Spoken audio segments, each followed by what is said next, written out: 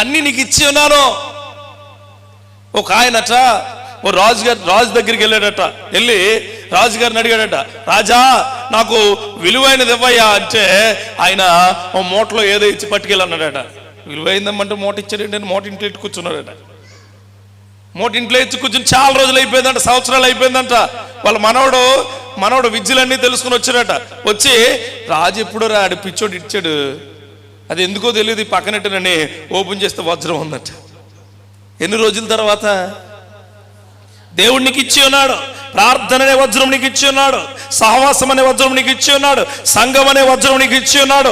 కుటుంబం అనే వజ్రం నీకు ఇచ్చి ఉన్నాడు. భర్త భార్య మార్పు అనే వజ్రం నీకు ఇచ్చి ఉన్నాడు. నీ వనరులు నీ దగ్గరే ఉన్నాయి, గుర్తుపెట్టుకో. నీకంట బలమైన వాడు ఈ లోకంలో లేడు. చెప్పాడు ఆయన, నీలో ఉన్నవాడు ఈ లోకంలో ఉన్నవాడి కంట అప్పుడు ఎవడున్నాడు నీలో. Inside you there is a God inside you.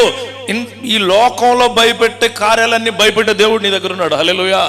నీకు దేవుడి కంట బలమైన వాడు ఎవరు లేరు.